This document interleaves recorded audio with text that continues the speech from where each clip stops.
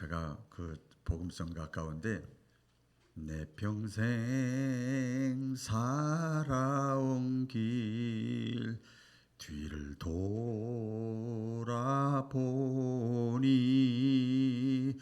걸음마다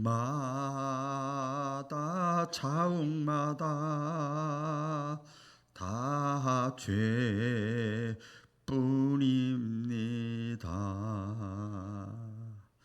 이런 복음성가가 있어요. 나이가 60이 넘으니까 평생이라는 말을 자주 쓰더라고요. 지난 날의 삶 이런 얘기를 자꾸 쓰게 되고 생각하게 되고 표현하게 되더라고요.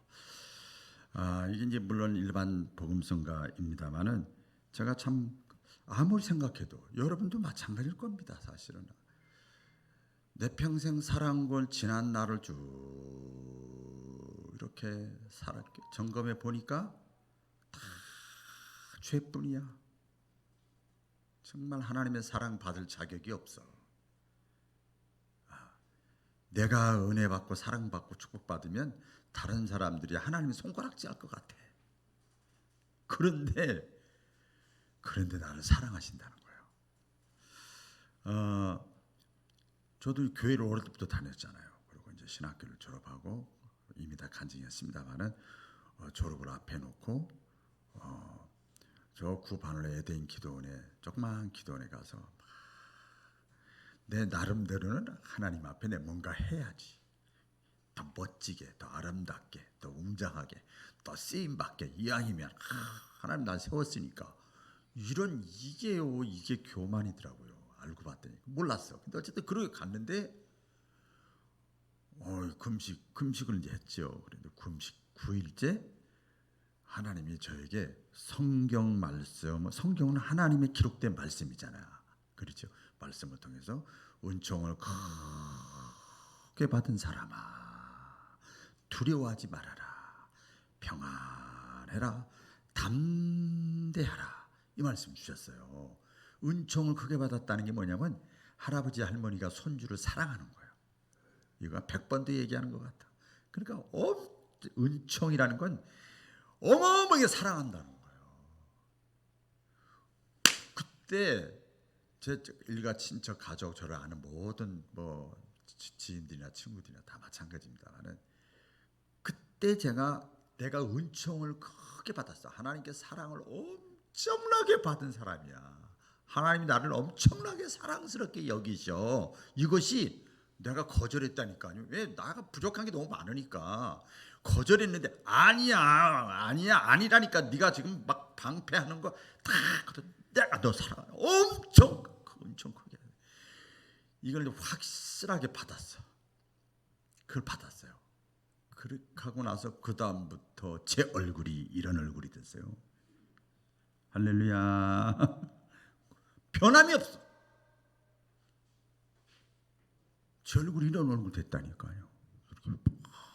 기쁘고 감사하고 화평하고 담대하고 어떤 경우에도 두려움이 없고 여유 있고 평안하고. 안 그런가요? 내가 하나님 앞에 사랑을 엄청 받고 있다고 하는 이 변할 수 없는 엄청난 사건이 이 영적 체험을 하고 나서 제 인생이 달라진 거예요. 너무나 중요해요. 여러분 제가 질문 하나 해볼까요? 세상에서 가장 사랑스러운 사람이 누굽니까?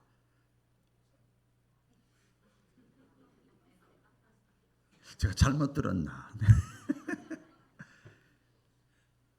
세상에서 가장 사랑스러운 사람. 아마 우리 신혼부부도 하나 와 있는데 서로가 가장 사랑스러울 거예요. 엄마, 아빠, 뭐 그런 거 같죠? 착각이요. 지금은 그렇다 이 말이에요. 지금은 가장 사랑스러운 사람. 한번 떠올려 보세요. 사람을 지금 저도 한번 떠올려 보는 거예요. 이게 자녀가 될 수도 있고 손주가 될 수도 있고 아내가 될 수도 있고 남편이 될 수도 있고 어머니가 될 수도 있고 아버지가 될 수도 있고 어떤 TV에 보니까 할아버지를 막 얘기하면서 막 우는 20대 중반 된 손주가 노래자랑 나와가지고 할아버지 얘기하면서 막 울더라고요. 야, 엄청 좀 고인이 되신 할아버지를 생각하면서 막 울더라고요. 저는 오늘 목사니까 일단 목회자의 입장에서, 그리고 목사라고 하는 거 파구남이기 전에 하나님과 연관된 이 이름이잖아요. 목사라는 게. 또 하나님의 입장에서 말씀드리려고 합니다. 진짜예요. 물론 저는 제 아내, 그다음에 우리 손주들, 지금 자녀들 사랑스러워요. 근데 진짜 하나님 앞에 진짜 솔직하게 진실로 이르노니 언제가 가장 가슴 뭉클하고 언제 가장 어떤 사람이 사랑스러운지 아세요? 이거 아시나 모르겠어.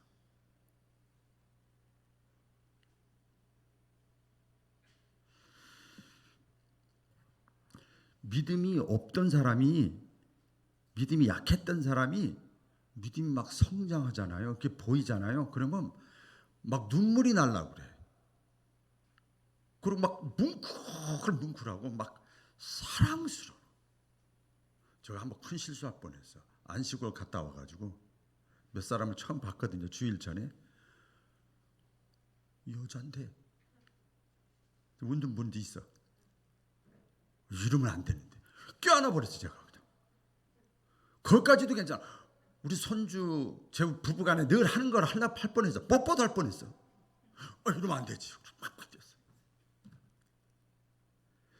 신앙생활 예쁘게 잘하고 신앙이 성장하는 사람, 또 신앙이 있는 사람 보면요, 정말 좋아요. 정말 행복하고요. 정말 사랑스러워요. 왜 그런 줄 아시나요? 진짜예요. 진실로예요. 이유가 있어요. 목사라 그런 것도 있죠. 물론 내 존재 가치가 거기서 드러나는 것 같아. 내가 목회하길 잘했구나. 자존감이라고 그럴까요? 이게 있어. 막 뭉클뭉클하고. 하나님 보시죠. 하나님 보시죠. 예수 영적으로 이렇게 하나님 보시죠. 이래 체험이 있어요. 목사가 볼 때뿐만 아니라 하나님이 보실 때 누가 가장 사랑스러운 사람인가? 어떤 사람이? 우리가 제일 잘 아는 성경 구조는 제가 시작했는데, 항상 기뻐하는 사람, 범사에 감사하는 사람, 쉬지 않고 기도하는 사람이 가장 사랑스러워. 하나님이 볼 때. 그러니까 아버지 하나님이 저하고 좀 친하잖아. 제가 그랬잖아요. 그러니까 하나님이 좋아하고 하나님이 사랑스러워하면 나도 그러더라고요. 그리고 돼. 바구나미는 그게 안 되는데 하나님의 성령이 나를 이렇게 많이 감싸면 막 그 똑같이 되더라고. 똑같이 돼. 내 인간적인 자녀들 뭐 진짜요, 진짜. 그 되더라고. 그게 주님의 마음이죠. 왜? 하나님이 원하시니까. 왜 그래 사랑스러우냐? 하나님이 사랑스럽게 여기시니까 나도 사랑스럽게 여기시는 거예요. 오늘 본문에 보니까 항상 기뻐하라, 쉬지 말고 기도하라, 범사에 감사하라. 이것이 너희를 향하신, 신자를 향하신 아버지 하나님의 뜻이리라. 하나님의 뜻이야. 하나님이 원하는 거야. 하나님의 소원이야. 하나님이 가장 기뻐하는 거야. 나도 기뻐. 막 그러는 거예요. 설교 끝났어요. 이런 사랑스러운 존재들이 되시기를 축원합니다. 성경에 보면 빨리빨리 소개해 드릴게요. 하나님께서 보실 때 사랑스러운 사람들이 많이 있어요. 이제 징계받고 한 사람도 있지만 사랑스러운 사람들이 많이 있는데, 첫째는 뭔가 하면 기쁨입니다. 기쁨. 기뻐하는 사람. 하나님 사랑스러워하세요. 성경 여기저기 보면요, 기쁨인데 어디서 기뻐하라고 그랬냐면 주 안에서 기뻐하라 그랬어. 그런 사람을 사랑스럽게 여기는 거야. 주 안에서 기뻐하라. 이 주 안에서라는 게 뭔가 하면 주님과 함께하고 동행하는 사람이 주 안에 있는 사람이야. 아멘이죠. 주 안에서 주님과 함께 동행하는, 그 안에서 기뻐하라. 그러니까 주님과 함께 있고, 주님이라는 게 영적인 거잖아요. 성령님과 늘 함께하고 동행하는 걸 성령 충만한 사람이야. 그렇지요. 성령 충만한 사람. 그러니까 성령의 열매를 저절로 맺는 거예요. 사랑과 희락과 화평과 막 그런 거 쭉 하나님의 영으로 충만하니까 저절로 흘러 넘쳐 나가는 거예요. 그런 사람을 사랑스럽게 여기신다는 거예요. 얼굴에 다 쓰여져 있는 거지요. 여러분, 웃는 사람은요 다 사랑스러워요. 다 사랑스러워요. 웃을 때가 가장 아름답고 멋있고 사랑스럽잖아요. 동물은요 웃음이 없어. 사람만 있어. 이게 이 표정이요 있어요. 흔히 말하는 잘생기고 멋지고 호감형이 아니더라도요 매력적인 사람, 빛나는 사람이 있어요. 그 사람이 어떤 사람인가 하면 항상 웃음기가 있는 사람, 미소가 있는 사람은요 매력이 있어요. 못생겨도 많이 커버가 됩니다. 그게 다 커버가 돼요. 이 치아를 활짝 드러내면서 활짝 웃는 건 아니더라도 가벼운 미소를 늘 머금고 있는 사람, 그런 사람은요 가만히 보세요. 주변에 떠올려 보세요. 그 사람은 항상 긍정적이고 다른 사람에게 기분 좋은 에너지를 이렇게 방출해냅니다. 그 사람에게는 사람이 몰리는 거죠. 웃는 얼굴은 특별히 인사할 때 가장 잘 드러나지요. 가볍게 인사할 때도 안녕하세요 이렇게 가볍게 할 때도 웃음을 제가 이제 끝나고 나서 오늘부터 어떻게 하나 모르겠어요. 천사의 얼굴인지 어떤 얼굴인지 그렇게 하잖아요. 어떤 분은 이렇게 같이 하는 분이 내가 무슨 잘못했는가 그거 하는 사람들이 있어. 인사할 때 말이에요. 그 미소가 잃지 않는 것 중요하죠. 우리 의학적으로도 증명이 됐잖아요. 웃는 거 있잖아요. 기뻐하는 거. 이 웃음이 주는 의학적인 효과가 건강을 이렇게 더 건강하게 한다는 거 증명이 됐어요. 그러니까 다른 사람뿐만 아니라 자기 자신을 위해서라도 자주 웃으려고 노력을 해야 됩니다. 그래서 웃으면 복이 와요가 무슨 뜻인가 하면 웃으면 건강해져요. 그 뜻이에요. 그 뜻입니다. 항상 기뻐했던 사람들 중에 보면 성경에 구약에 보면 다윗이라는 사람이 있습니다. 이 다윗 시편 16편에 보면 이 다윗은요 언제 기뻐했는가 하면요 빨리 말씀드릴게요. 다윗은 예수 믿는 사람, 오늘날로 말하면 예수 믿는 사람, 그때 당시에 말하면 하나님 믿는 사람, 성도들 때문에 기뻐했어. 그리고 하나님이 보이지 않지만 영적으로 늘 교통하면서 하나님 때문에 기뻐했어. 수준이 다르죠.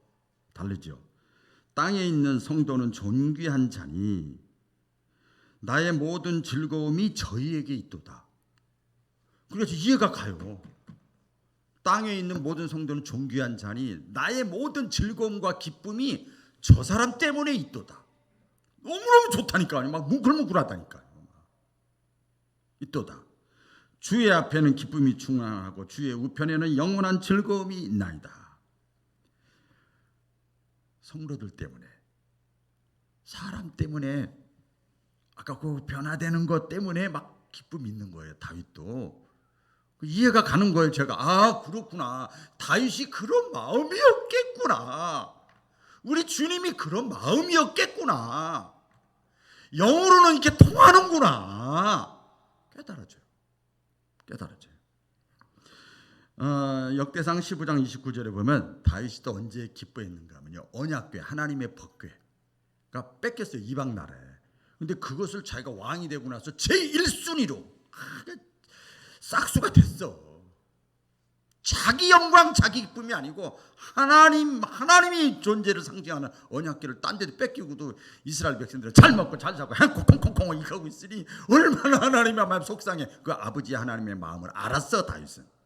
그래서 그 언약궤를 다시 자기가 있는 궁궐로 가지고 올 때 너무 기뻐가지고요 왕이 돼가지고요 옷이 다 벗길 정도로 막 춤을 췄어. 이게 상상이 안 되는 거예요.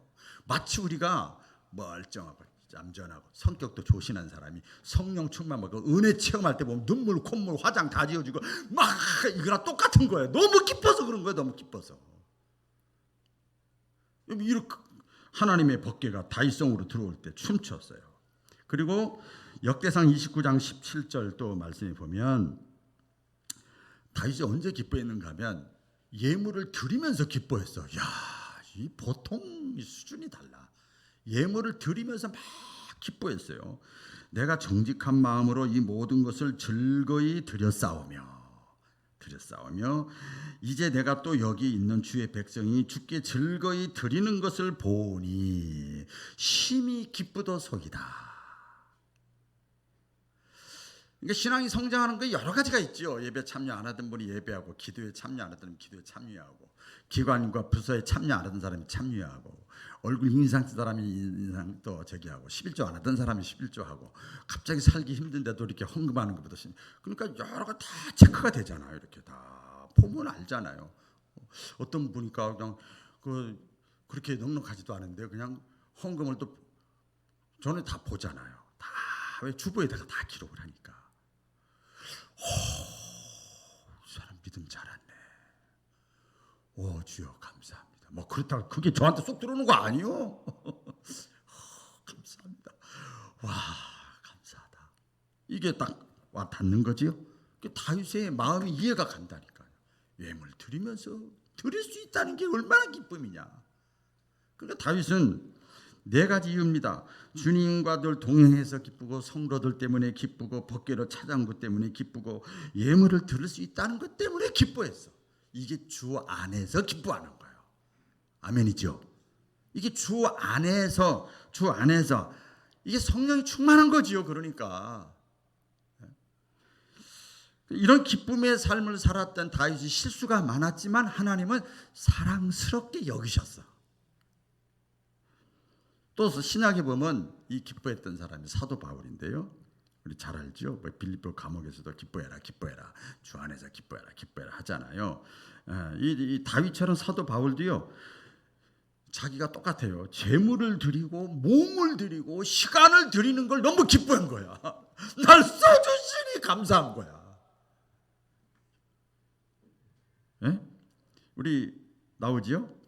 그 사도 바울이 고린도후서 12장 15절에 보면 내가 너희를 위하여 크게 기뻐함으로 재물을 허비하고 내 자신까지 허비하리니. 보세요.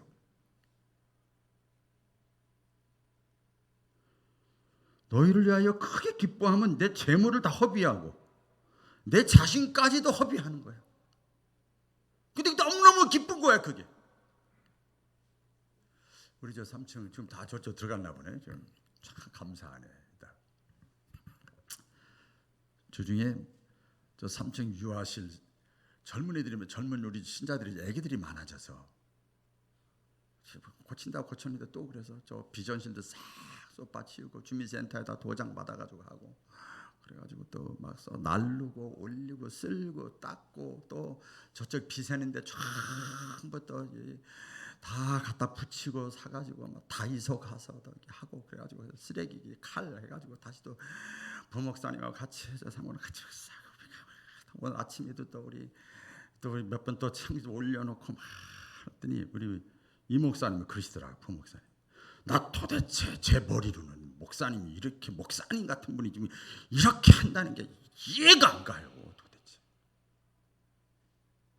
이런 교회 사이즈에서 이해가 안 가요. 그러나 개척할 땐 더 했어. 처음 시작할 땐 이건 아무것도 아니야. 주일학교, 유치부, 학생회, 청년회 다 했잖아요. 다 차량 운전부터 다 했잖아요. 나 미자리 교회 있을 때 처음에 단독 먹기 할 때 이거보다 더 했어. 설교하고 예배드리고 신방하고 이거는 기본이야, 기본. 제가 그런 얘기하면서 그러고 이렇게 해야. 근데 그 하면서 너무너무 기쁜 거야. 너무너무 기쁜 거야.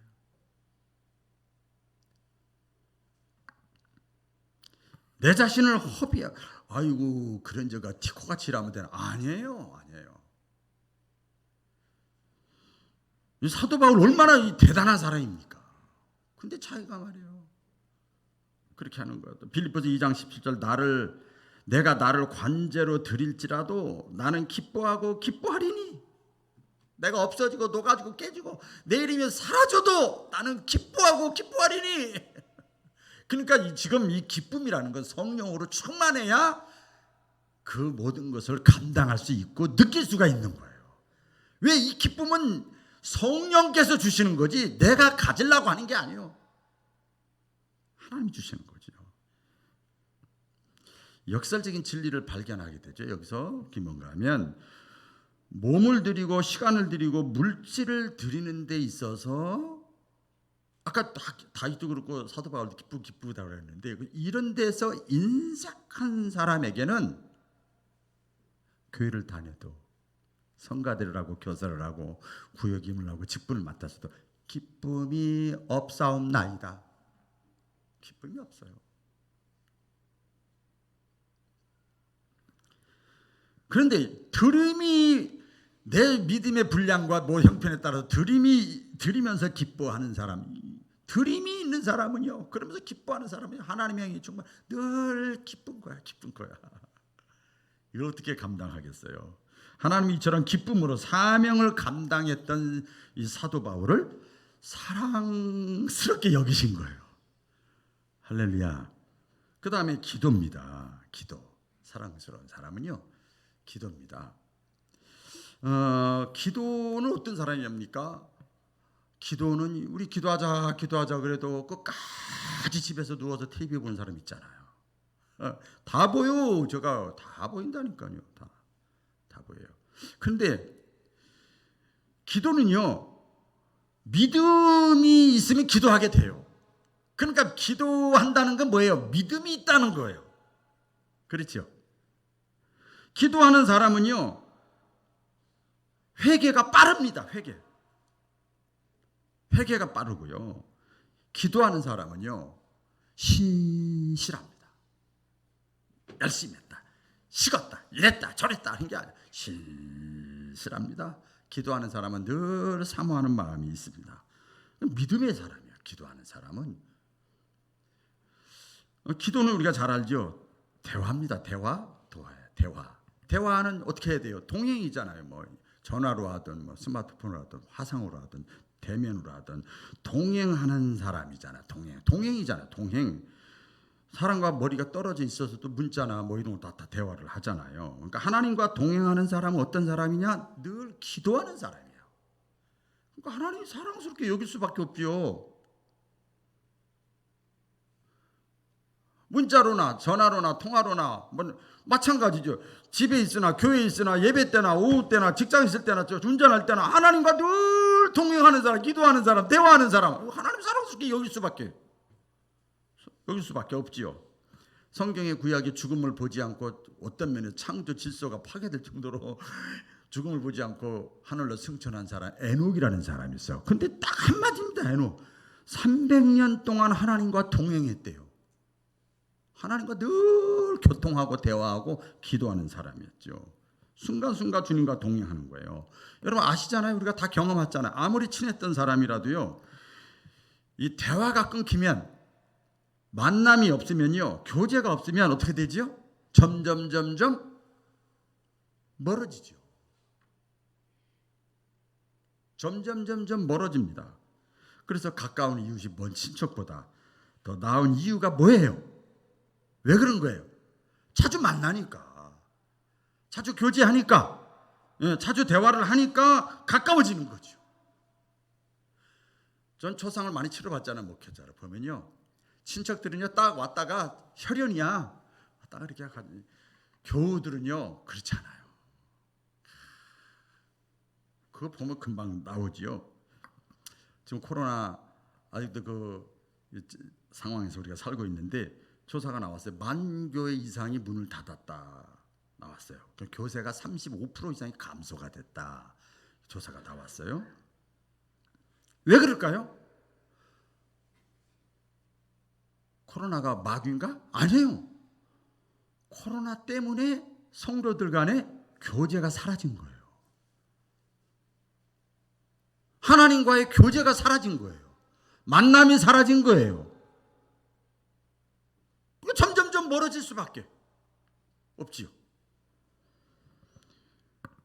그래서 항상 기도했던 사람 가운데 구약에 보면 사무엘이 있죠. 하늘에서 하나님이 이렇게 기도하는 사람이 있는가, 나를 찾는 사람이 있는가, 나를 바라보는 사람이 있는가 이렇게 봤더니 제사장도 안 하고 레위인도 안 하고 오래 믿은 사람도 안 하고 뭐 세상 지휘관 있는 사람도 안 하는데 어린 사무엘이 기도하고 있었어요. 사무엘은 어릴 때부터 기도하는 사람이었어. 저 여러분 제가 옛날에 캄보디아 수년 전에 갔을 때 그 선교사님이 이렇게 어린 애들 막 홀리게 애들이 한 7, 80명 쫙 있는데 이제 갔잖아요. 그 바나바 훈련을 제가 갔었는데 막 통성 기도를 시키는데 어린 아이 하나가 막 앞에서 설교하는데 듣고 기도를 시키니까요. 막 두 손 들고 막 기도하고 뭐 장난하고 뭐 빵 주는 애도 있고 별애 다 있잖아요. 근데 앞에서 막 기도해요. 우리 못 알아듣잖아. 캄보디아 말이야. 그래서 물어봤어요. 선교사한테. 조용히 왔어요. 그러면 안 되는데 우리가 가서 봤어. 다 보더니 기도하고 있다고 지금 막. 그 눈물을 막 흘리면서 기도해. 한 12살 초등학생 우리나라 말은 12살 된 것 같아요. 통역 좀 해달라고. 그래서 뭔 기도를 저렇게 눈물 흘리면서 하냐고. 그랬더니요. 나라와 민족을 위해서 영혼 구원을 위해서 기도하는 거야. 그러면서 눈물 흘리는 거야. 그 얘기를 듣고 우리 앉아있던 목사님들 다 보면서 다 뿅 가버린 거야. 눈물을 흘리고 그냥 그 얘기만 듣고. 나이가 여러분 신앙 척도 재는 게 아니에요. 저는 그런 아주 체험을 제가 경험을 옆에서 했는데요. 사무엘상 12장 23절에 보면 사무엘이 그러죠. 나는 너희를 위하여 기도하기를 쉬는 자를 결단코 범치 아니하리라. 그러니까 쉬지 않고 기도하고 대화하고 이런 사람을 사랑스럽게 여기시는 거예요. 사랑스럽게 축복하시고 이 사무엘을 통해서 축복의 통로로 하나님이 사용하셨어요. 알아서 하시라고요. 그러니까 저는 그냥 말씀을 전하는 거예요. 또 신약 시대에 와서 늘 기도했던 사람이 있어요. 또 이제 이렇게 하나님께서 이렇게 보셨단 말이에요. 그랬더니 이렇게 보니까 제자들도 성령 충만 받기는 기도 안 했거든요. 어떡하면 높은 자리에 올라가, 어떡하면 자기 이름 드러낼까, 이 생각이었어. 명색이 제자인데 기본이 안 돼 있는 거. 기본이 누가 나를 찾나 기도하나 봤더니 로마 군인 장교 고넬료가 기도하는 거예요. 고넬료가 이 백부장이잖아요. 그러니까 사람을 많이 관리하니까 엄청나게 바빠. 뭐 하다고요? 바쁘다고요. 바쁜데도 불구하고 시간을 쪼개가지고 사도행전 10장 2절 말씀에 보면 많이 구제하고 항상 기도하더니 이런 말씀이 나와요. 이 모습을 보시고 하나님께서 이 고넬료를 사랑스럽게 여기신 거예요. 그리고 천사를 보내서 그리고 다음에 베드로를 보내가지고 그 고넬료를 축복하고 고넬료 때문에 그 일가 친척들 주변 사람들을 축복하고 지역 사람들까지 부하들까지 고넬료 때문에 다 복을 받았어. 그 내용이 나와요. 그러니까 우리가 바쁘다는 핑계로 기도하지 않는 사람들은 항상 고넬료 기억하시기를 바랍니다. 예? 주님은 이런 기도를 했던 고넬료를 사랑스럽게 여기시고 그 주변을 고넬료와 같이 어울리고 같이 하는 사람들 다 복을 주시는 거예요. 기도는 충전입니다. 여러분, 없어지는 게 아닙니다. 요한계시록 8장 3절 4절 말씀에 보면 우리 다 같이 읽어볼까요? 기도는 시작. 또 다른 천사가 와서 제단 곁에 서서 금이 향로를 가지고 많은 향을 받았으니 이는 모든 성도의 기도들과 합하여 보좌 금단에 드리고자 함이라. 향연이 성도의 기도와 함께 천사의 손으로부터 하나님 앞으로 올라가니라. 우리가 기도하면 천사가 우리의 기도를 다 대접으로 다 받네. 금대접이야. 그것도 일반 대접이 많이 있는데 금으로 만든 대접에다 우리의 어떤 기도든지 간에 숨소리까지라도 신음소리까지라도 다 담아가지고 하나님께 가지고 올라가는 거예요. 다 쌓이는 거예요. 기도는 충전이에요. 충전. 이렇게 기도를 하나님과 교제하고 하는 사람을 하나님은 사랑스럽게 여기셔. 마지막입니다. 감사입니다. 감사인데요. 감사하는 사람은 가만히 묵상해 보세요. 사실은 원고에 없는데 제가 오늘 새벽에 묵상하면서 기도, 기쁨, 감사의 특징이 뭔가 막 떠오르는 거야. 그래서 빨리 볼 보고 나서 제 메모지 항상 잠자는 막 적은 거예요. 메모지에다가 대여섯 장을 막 적어가지고 또 오늘 컴퓨터 온 거 막 다시 오늘 아침에 일찍 내려와가지고 다 써서 전하는 거예요. 전해라. 감사한 사람의 특징이 뭔가? 감사한 사람은요, 늘 감사가 있는 사람은 겸손합니다.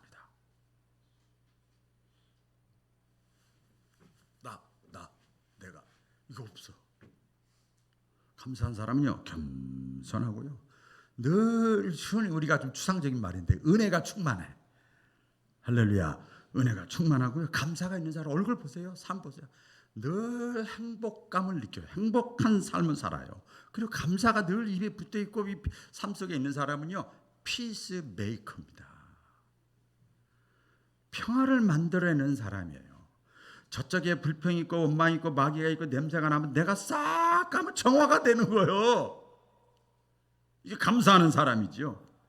나 중심에서 하나님 중심으로, 내 만족에서 하나님 만족으로 삶이 바뀌어 완전히 바뀌는 거죠. 내 삶 속에서 하나님 중심이야. 내 삶 속에서 주의 일, 주의 사역이 먼저야. 이게 보통 일이 아니죠. 구약에 보면 다니엘이 잘 알죠. 사자굴에 던져질 위기에 기도하고 그러면 죽인다고 그랬어. 행정명령 코로나 이게 이 정도가 게임도 안 돼요.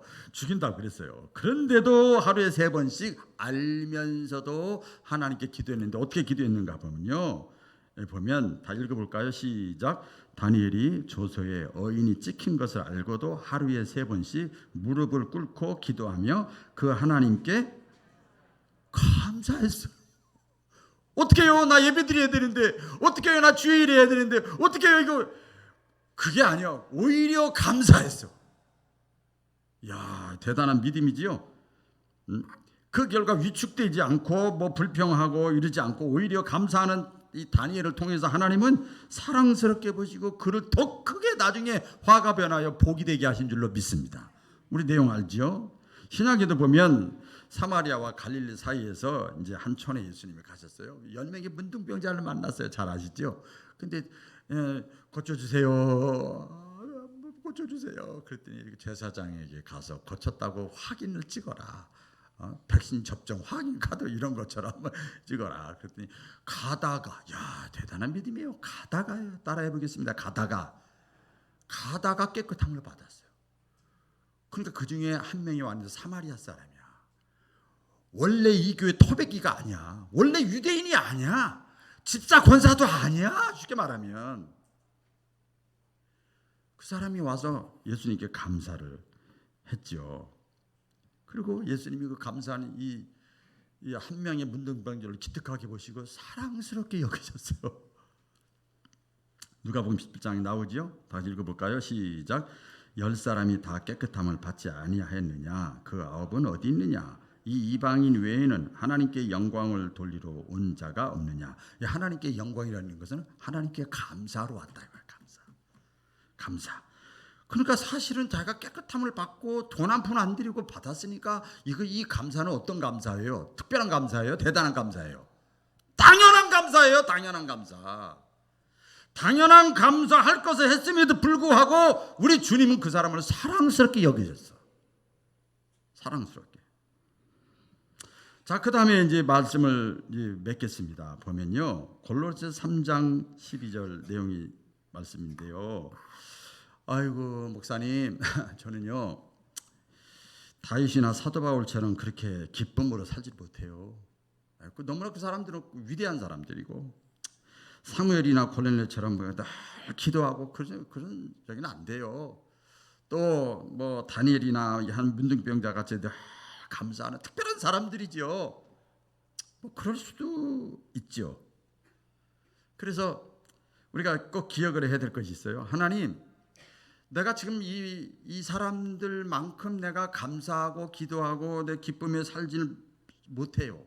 오히려 불평이 많고요, 짜증이 많고요, 하나님 잃어버리고요, 하나님 뭐 굿바이 할 때도 많고요, 섭섭할 때도 많아요. 그런데 그런 것이 너무나 부족해요. 그런데 여러분 꼭 기억하세요. 그럼에도 불구하고 예수님을 나의 구원자로 믿는 자들은 우리 하나님은 무조건 사랑하십니다. 이럴 때 아멘이 크게 나와야 되는데 이게 오늘 말씀의 포인트예요.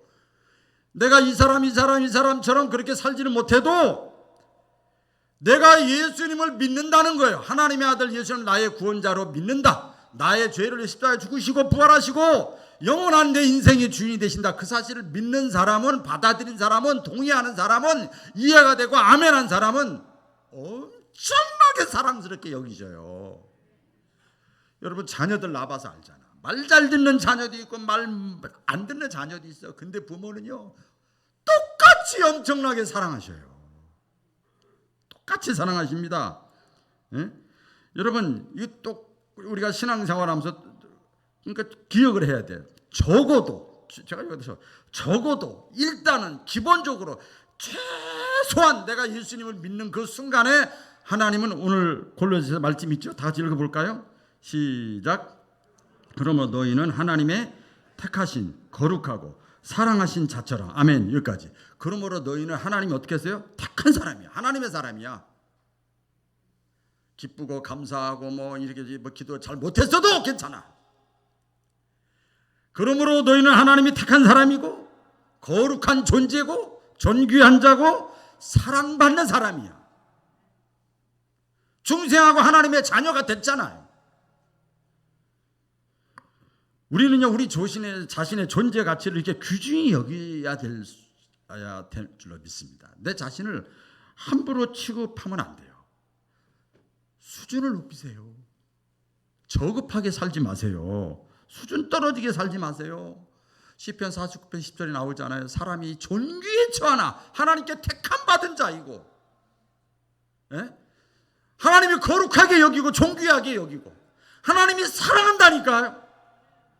그런데 왜 존귀에 처하나 깨닫지를 못하는 사람은 멸망하는 짐승과 같이 동물과 같이 살 수밖에 없도다.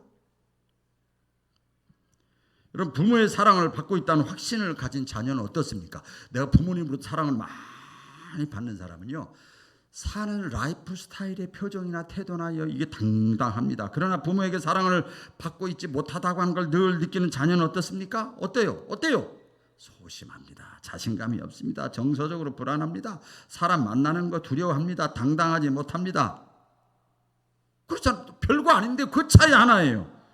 자신이 얼마나 귀중한가를 깨닫는 것이 자신의 인생을 살아가는데 성공과 실패를 좌우하는 거예요. 인생을 살아가는데, 목회하는데, 신앙생활 하는데 하나님이 나를 사랑한다는 것이 내가 확실히 깨닫는 사람은요 달라요. 달라. 적어도 최소한 다시 말씀드리고 기본적으로 일단은 저와 여러분들은 하나님의 택함 받은 자인 것을 믿으시면 크게 아멘. 일단은 하나님인 저와 여러분들을 거룩하게 여기시고 존귀하게 여기시면 믿으시면 아멘. 더 중요한 것은 하나님께서 눈동자와 같이 아끼시고 지키시는 사랑스럽게 여기시는 존재인 것을 믿으시기를 바랍니다. 이런 확신을 가지면 나도 다니엘처럼 사도 바울처럼 사무엘처럼 나도 기도하리라 기뻐하리라 감사하리라 그러면 더 큰 사랑 받는 거예요. 그래서 이 하나님의 사랑을 더 많이 체험하는 저와 여러분 되시기를 주의 이름으로 축원합니다. 기도하겠습니다.